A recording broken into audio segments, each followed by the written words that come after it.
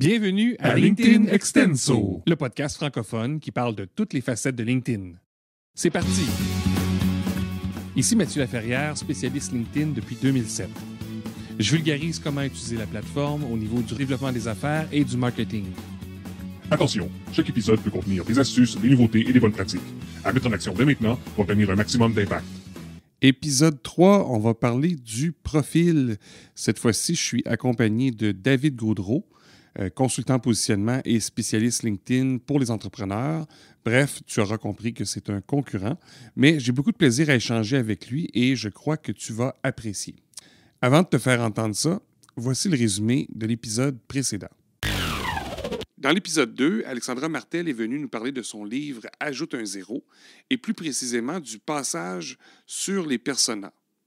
Elle nous a présenté Camille, son persona à elle, qui lui permet de prioriser ses actions, choisir les sujets à aborder et même l'angle à prendre dans son écriture. Grâce aux 2 épisodes précédents, tu as maintenant, en tout cas j'espère que tu as, un objectif plus clair et des personas bien caractérisés. Pourquoi c'est important? C'est parce qu'on s'en sert pour créer un profil qui va être aligné avec nos objectifs et centré autour des besoins du client. Un profil, pour moi, je le vois comme une interface entre 2 individus. C'est le début d'une conversation qui va mener par la suite à une action, qui va mener par la suite à d'autres choses jusqu'à temps qu'on atteigne nos objectifs. Mais toute cette expérience-là qu'on vit avec l'autre, ça fait partie aussi du processus et c'est un volet des fois qu'on laisse de côté. On considère que ce n'est pas important, on est trop aligné sur la transaction, puis on oublie le côté relationnel. Donc voilà, moi c'est vraiment comme ça je le vois, une interface, et c'est grâce à lui que les opportunités se concrétisent. C'est voir à tel point que c'est important le profil. Maintenant, écoutons ce que David Gaudreault en pense, lui. Merci beaucoup, David, d'avoir accepté l'invitation d'être sur le podcast aujourd'hui. Ça me fait plaisir. Merci de l'invitation. J'aimerais ça que tu débutes. C'est peut-être pas tout le monde qui connaît, quoique avec le top 100 des meilleurs créateurs sur LinkedIn, probablement que ton nom a circulé beaucoup. Mais juste nous dire un peu qui tu es, puis principalement sur LinkedIn. Oui, avec plaisir. En fait, moi, je suis consultant en positionnement spécialisé sur LinkedIn. Donc, je travaille sur 2 volets avec mes clients.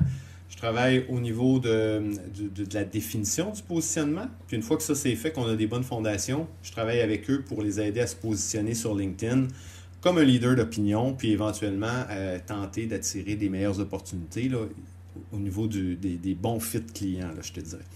Donc, par rapport à ça, sur LinkedIn, c'est vraiment là que je vais travailler au niveau de la dynamisation de réseau, au niveau de la création de contenu, et même au niveau de la prospection relationnelle, là, dans des approches hybrides qui vont toucher à la fois au niveau de la création et au niveau de la prospection.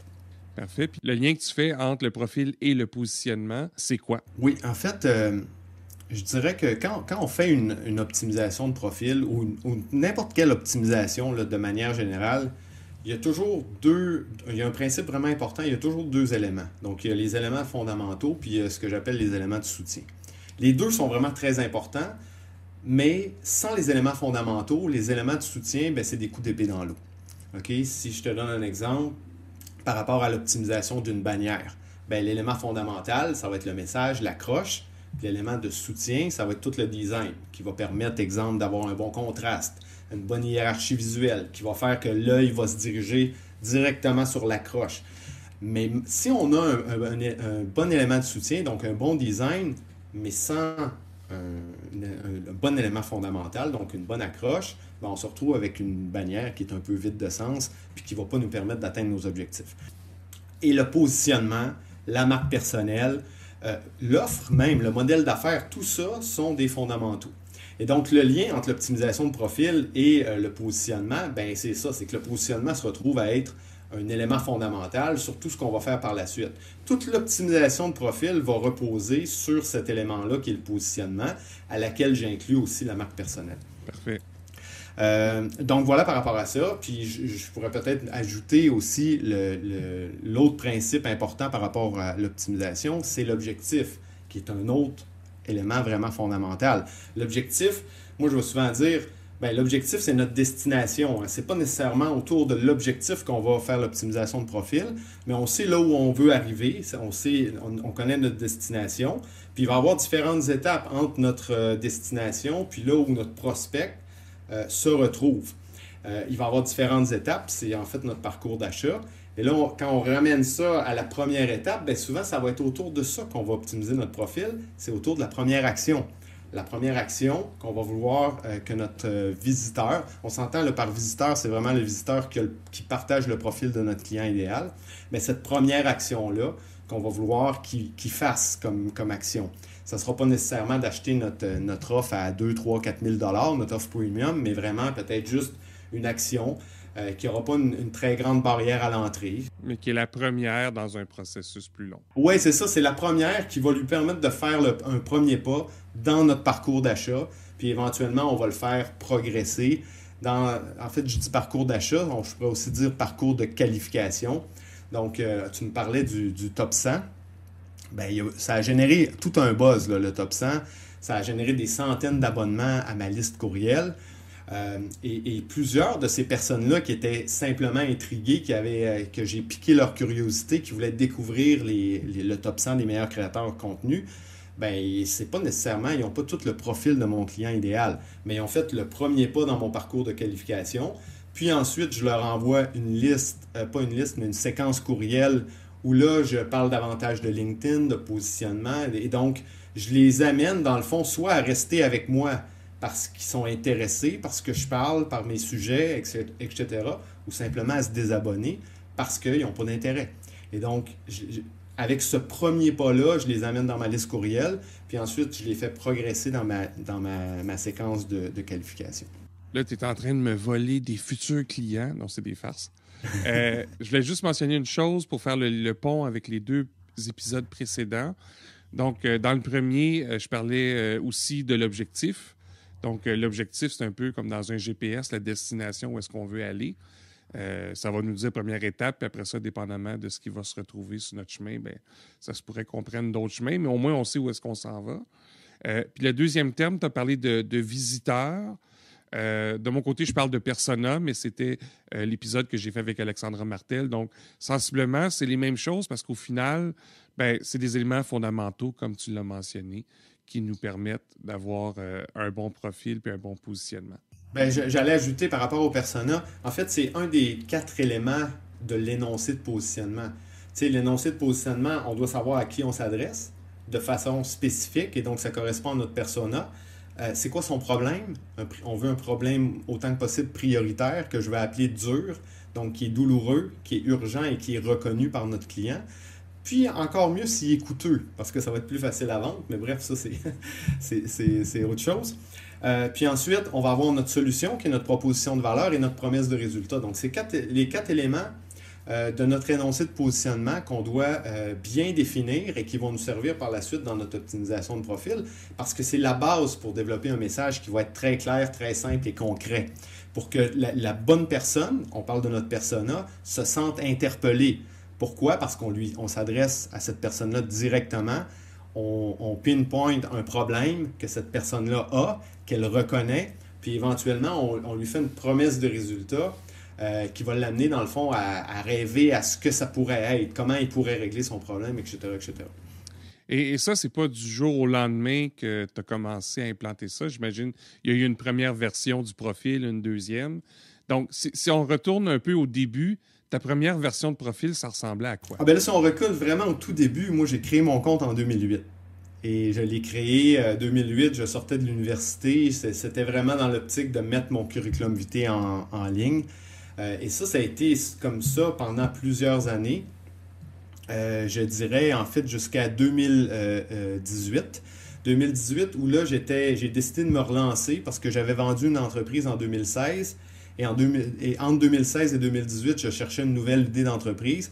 Je voulais que ce soit en marketing numérique, mais j'étais un peu à la recherche de mon champ de spécialisation. Et évidemment, là, j'ai fait une transition de profil qui mettait de l'avant simplement mon CV à un profil qui, tranquillement, il commençait à se transformer, commençait à, dans le fond, s'optimiser plutôt que de s'optimiser autour de moi, ben tranquillement, pas vite, il commençait à s'optimiser autour de mon client idéal. Et si je te posais la question, la réponse va être évidente, mais pour les gens, c'est souvent le même parcours. Ils ont écrit ou ils ont créé leur profil il y a 1 an, 2 ans, 10 ans, peu importe.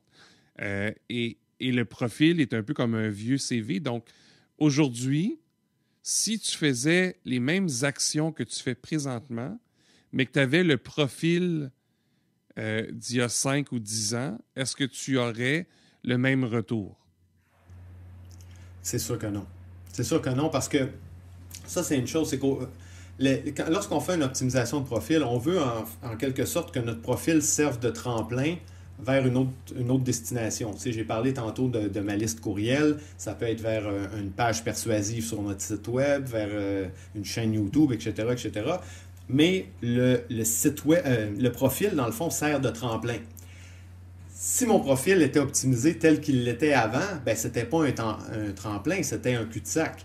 Donc les gens arrivaient, ils ne se sentaient pas du tout interpellés. Tout ce que le profil faisait, c'est qu'il parlait de moi. Donc c'était d'aucun intérêt pour une personne qui ne me connaît pas. Donc au niveau de la découvrabilité, si quelqu'un arrivait sur mon profil, il n'y avait aucune chance qu'il ait envie de suivre mes contenus. Il n'y avait aucune chance qu'il éventuellement se retrouve vers ma liste courriel ou vers ou qu'il fasse le pas, comme je disais tantôt, dans mon parcours de qualification. Et donc, c'est tout, ça fait toute la différence. Donc, même si aujourd'hui, je suis ailleurs au niveau de ma création de contenu, j'ai plus d'engagement, si tout ce trafic-là arrivait sur un profil qui était un cul-de-sac, ben ça serait fatal au niveau de la business, au niveau de l'idée de générer des opportunités, ça ferait toute la différence du monde. C'est pour ça que toutes mes optimisations de profil aujourd'hui, je les fais dans un but de conversion pour générer des opportunités. C'est le nerf de la guerre, dans le fond, on veut. Exact. C'est ça. Puis quand je parle de générer des opportunités, ben c'est encore une fois, c'est notre objectif long terme qui nous ramène à l'action, la première action qu'on veut que notre visiteur fasse. Et toute notre optimisation doit être faite autour de ça. Fait que là, on a parlé un peu de l'importance du profil. On s'entend sur ça. Il n'y aura pas de gros débats entre nous. C'est quoi les éléments, pour que les gens repartent avec quelque chose de concret, c'est quoi les éléments à prioriser pour avoir justement un meilleur positionnement, si la réflexion a été faite avant? Là? Donc, un meilleur positionnement puis un meilleur profil.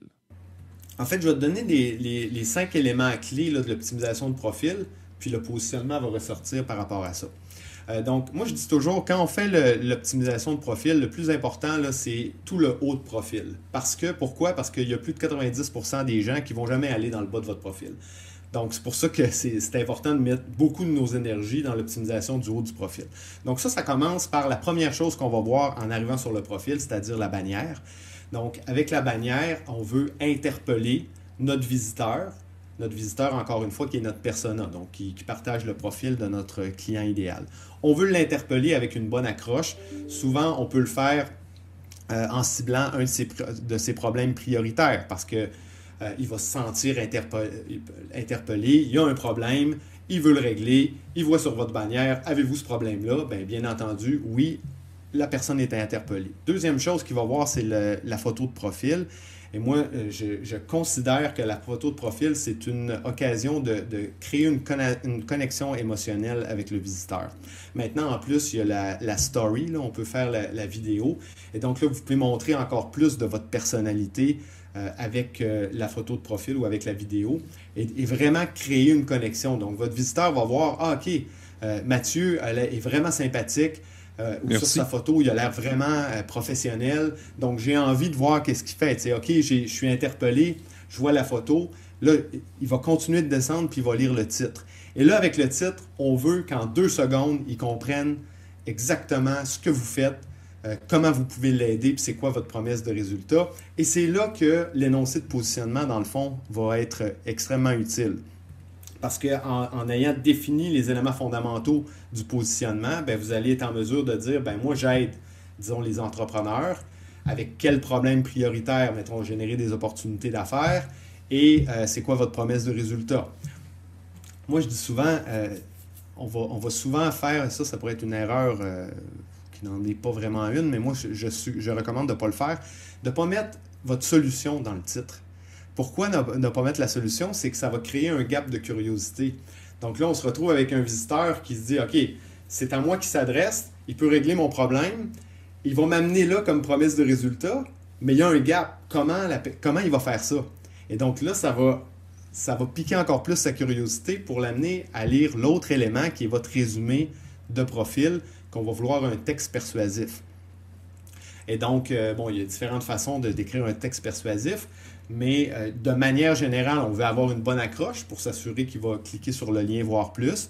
Ensuite, on va agiter un peu le problème, on va l'amplifier, lui démontrer toutes les implications du problème. Et là, on va parler après le problème, on va le faire rêver un peu plus avec notre promesse de résultat. Et là, ensuite, on va dire de comment on peut l'aider. On va aller un petit peu plus en détail sur le comment. Et voilà, tranquillement, pas vite, on bâtit notre résumé qui va se vouloir persuasif, qui généralement va se terminer avec des preuves concrètes, qui peuvent être des témoignages, des preuves de crédibilité et un appel à l'action. Très important. Et finalement, le 5e élément à optimiser dans le haut du profil, ce que j'appelle le above the fold, ça va être la sélection de contenu. Sélection de contenu qui est souvent, qui est complètement négligée, qui apparaît même pas sur le profil. C'est tellement une belle section parce que c'est une section où on peut mettre des preuves de crédibilité additionnelles, par exemple des vidéos de témoignages, etc. Ça a une valeur vraiment forte avec notre client. Lorsque le client idéal a besoin il est intéressé, mais il a besoin de se faire rassurer, ben là, on va arriver avec une belle vidéo de témoignage. C'est vraiment intéressant. Surtout ceux qui n'aiment pas lire, l'image qui est grande, qui peut être pleine de couleurs, va attirer l'œil. Donc, Ben oui, puis absolument. Puis l'autre chose qu'on peut mettre dans cette section-là, étant donné qu'on a l'option de mettre des liens externes, ben là, on peut mettre une gratuité, on peut mettre un lien vers un webinaire, un événement, et donc tout ça sont autant de possibilités de faire un premier pas vers notre parcours de qualification que je parlais tantôt. Donc, c'est vraiment la porte d'entrée, notre sélection de contenu. Ça peut évoluer dans le temps. Puis ça peut évoluer dans le temps, absolument. Puis ça peut être, tu sais, un profil LinkedIn, c'est constamment en évolution. Tu sais, moi, si j'ai des événements, les Connect and Learn, pendant les 2 semaines avant l'événement, il n'y a rien qui m'empêche de changer ma bannière. Un peu comme d'ailleurs, tu parlais d'Alexandra Martel, Christopher Piton aussi l'ont fait. Alexandra, oui, elle l'a fait par rapport à son guide, là, le maudit e-book ou quelque chose comme ça. Personne ne veut lire ton maudit e-book. Oui, c'est ça. Christopher Piton l'a fait pour son livre. Donc, c'est vraiment des projets qui sont d'actualité et donc on peut mettre à jour notre profil de manière temporaire. Avant d'aller vers la fin de l'entrevue, est-ce qu'il y a un segment ou quelque chose dont on n'a pas parlé en lien avec le profil que tu aimerais nous partager? En lien avec le profil, oui. Il y a un élément que, malheureusement, moi, je rêve du jour où on pourrait changer l'ordre des sections sur le profil LinkedIn. Ça existait avant, puis ils l'ont enlevé. Je crois parce qu'il y a toujours un petit whiz ou quelqu'un qui essaie d'utiliser les choses différemment. Donc, ils ont enlevé ça. Mais comme LinkedIn est une plateforme qui évolue en rond, donc des fois, ils enlèvent des choses puis ça revient, on peut espérer que ça va revenir. OK. En tout cas, comme petit whiz que je suis, donc, je voudrais pas, c'est sûr que je ne prendrais pas tout le haut du profil, tous ces éléments-là, je le laisserais dans le haut. Par contre, la section témoignage, j'aimerais vraiment la monter plus haute parce que c'est une section hyper importante. Comme je disais tantôt, on peut le faire là, d'avoir une vidéo de témoignage, mais c'est vraiment pas tout le monde qui accepte de faire des témoignages en vidéo. Et donc, la section témoignage sur LinkedIn peut servir, encore une fois, à rassurer une personne qui est intéressée à travailler avec nous, mais qui manque juste le petit oomph pour se mettre en action. Et souvent, ça va passer par la section témoignage. Donc, c'est super important d'en avoir, hein, des recommandations, d'en avoir des récentes. Et donc, pour en avoir, de développer le réflexe lorsqu'on est avec des clients ou avec des employeurs, et lorsqu'ils nous font part de leur satisfaction, de saisir la balle au bon, puis leur demander de nous la faire sur notre profil LinkedIn. Et donc, cette section-là est vraiment importante. Et donc, la façon de l'optimiser, c'est d'aller en chercher des témoignages et des recommandations de manière proactive. De ne pas attendre là, que ça nous tombe sur la tête parce que ça ne va jamais arriver. C'est vraiment de dire aux gens qui nous font part de leur satisfaction, voilà, de en faire la demande de manière proactive. Et ce que je vous recommande par rapport à ça, c'est parce que vous avez peut-être remarqué qu'il y a un bouton qui permet de faire une demande de recommandation directement à une personne.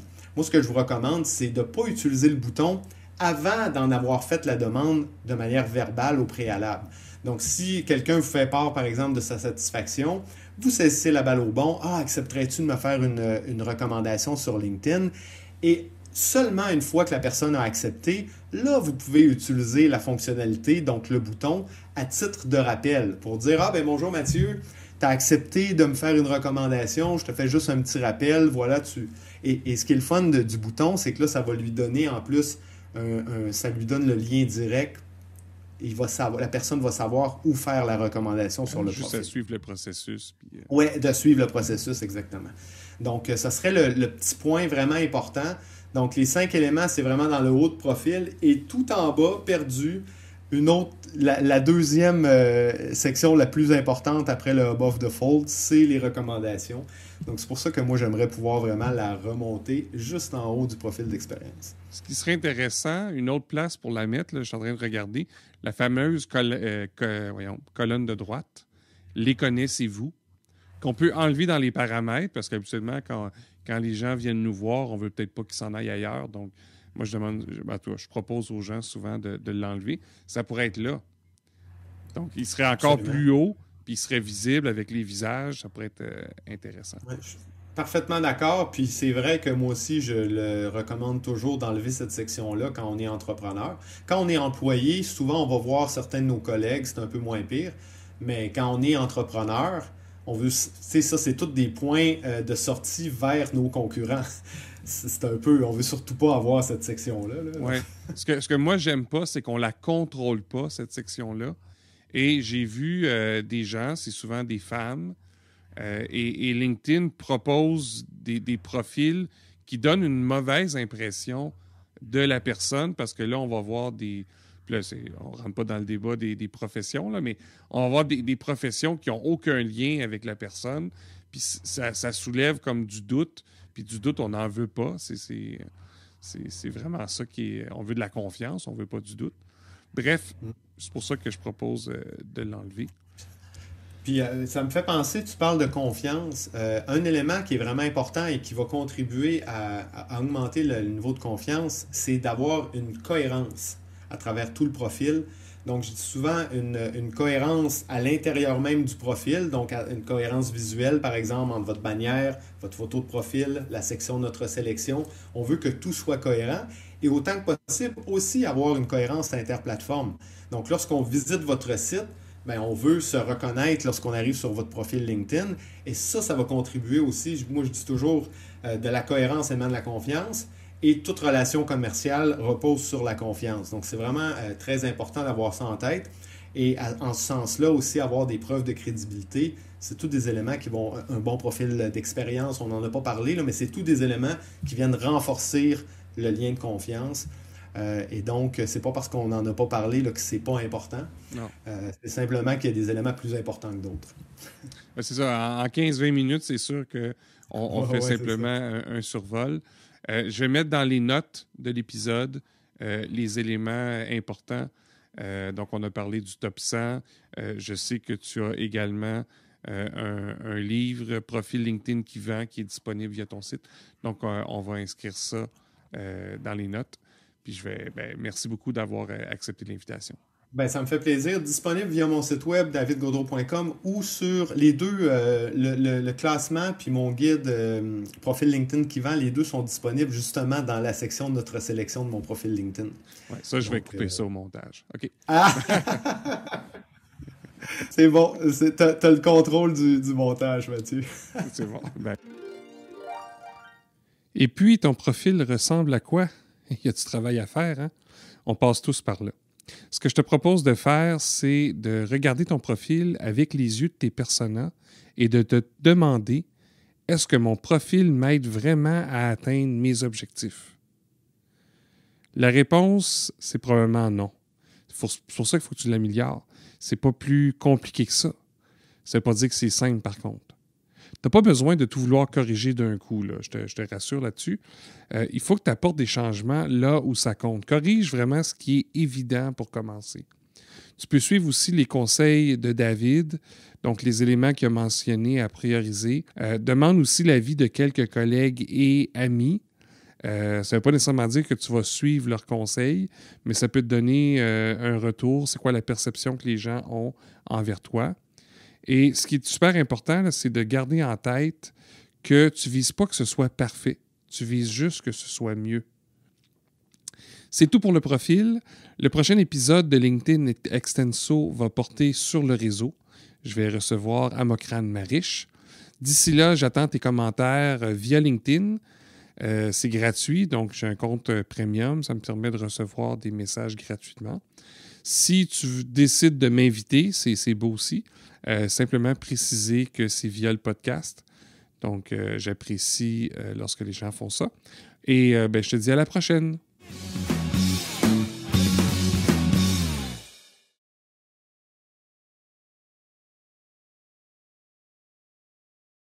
Si tu restais à la fin, un peu comme dans le passé, à la fin d'un CD ou d'une cassette, on pouvait avoir une track qui était cachée. Voici une anecdote qui m'est arrivée en fin de semaine que j'ai voulu partager lundi. Puis bon, j'ai fait une fausse manœuvre et ça s'est effacé. Puis ça ne me tentait pas trop de le réécrire ou de la réécrire, mais j'ai décidé de l'enregistrer puis de l'offrir comme ça un peu en cadeau à ceux qui seront assez curieux de se rendre jusqu'au bout. Alors, c'est une anecdote de fin de semaine, catégorie cauchemar, je dirais. Alors, ça se passe un samedi matin. Il y a moi, évidemment, il y a ma femme et mes 3 enfants. Je bois tranquillement mon café en écoutant la plus récente saison de This Is Us. J'ai quelques plans en tête pour le week-end, des rénaux, des visites, mais je veux vraiment prendre ça relax parce que je viens de lancer le podcast et j'en ai besoin. Là, soudainement, j'entends un bruit d'enfer à l'autre bout de la maison. Là, j'ai aucune idée de ce qui se passe. C'est comme si il y a le diable de Tasmanie qui essayait de sortir d'une structure de métal. Oui, je fais vraiment référence à la bébite de Walt Disney qu'on voyait à la télé quand on était jeune. Là. C'était vraiment cacophonique. J'ai vraiment eu peur. Puis là, je me suis levé d'un coup. Je me suis dirigé vers le bruit. Puis là, je regarde à terre, puis il y a des jets bruns, quasiment comme si c'était du sang, sur le sol de la salle d'eau. Là, le bruit, ça continue. Ça sent le brûler. J'essaie de comprendre ce qui se passe. Puis là, je vois la laveuse. Puis là, je réalise que c'est ça. Il y a un problème. J'appuie sur « off » et je réalise que la vieille laveuse est capote. Pendant 2-3 secondes, je me dis comme « OK, c'est juste ça. On n'est pas en train de se faire vandaliser. » Jusqu'à temps que les enfants accourent en panique. Ils se demandent qu'est-ce qui s'est passé. Puis là, ils réalisent eux autres aussi que la laveuse ne fonctionne plus. Puis ça commence. « Ouais, mais là, je vais faire quoi? J'ai plus de linge. Je m'en vais travailler tantôt. » Puis là, ça part. On calcule rapidement, là, 2, 5, 7, 9, 12 brassées minimum pour le week-end. Autant dire que c'est la catastrophe. Alors, on s'entend que c'est pas si pire que ça. Il y a des choses qui sont pires que ça dans le monde. Mais ça change les plans. Alors, plutôt que de relaxer, j'ai passé mon avant-midi à chercher une laveuse qui était économique, performante, écologique, mais surtout disponible rapidement. Puis ça, c'est l'élément que je n'avais pas considéré sur le coup, parce que présentement, il y a beaucoup de modèles qui ne sont pas disponibles avant 2022, donc dans 1, 2, 3, 4 mois même. Donc, le volet disponible avec l'urgence, il fallait vraiment faire des choix différents peut-être de ce que j'aurais fait habituellement. Tout ça pour arriver à la conclusion que j'avais déjà eue rapidement pendant la pandémie, mais ça ne m'avait quand même pas trop touché. C'est qu'il y a plein de choses dans notre entreprise ou dans notre vie de tous les jours, puis on ne soupçonne pas l'impact si elles ne sont plus disponibles soudainement. Moi, personnellement, ça m'a donné le goût d'analyser tous les aspects de mon entreprise puis de mesurer cet impact-là.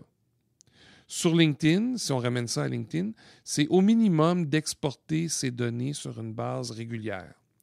Toutes les données qu'on laisse sur LinkedIn, c'est autant notre profil, la dernière version à jour, que les posts qu'on a publiés, que les articles qu'on a publiés, les communications qu'on a eues via la messagerie et nos fameux contacts qui sont dans notre réseau. Bien, tout ça, c'est enregistré sur des serveurs sur LinkedIn. Puis s'il arrive quoi que ce soit, incluant LinkedIn qui ferme notre compte, c'est une possibilité, bien, on perd tout ça. Alors, il y a la possibilité d'exporter ces données. C'est relativement simple. On va dans les préférences, on va au niveau des données, puis on télécharge une copie de toutes nos données au jour de la sauvegarde qu'on va faire. Et je pense que c'est vraiment quelque chose à considérer. Bref, j'ai eu la frousse. La laveuse, je la reçois d'ici quelques heures, donc tout va bien. On va s'en sortir, pas d'inquiétude sur ça. Mais quand même, toute une frousse. Et c'est pour ça. C'est une anecdote que je trouve intéressante à partager. Merci de l'avoir écouté.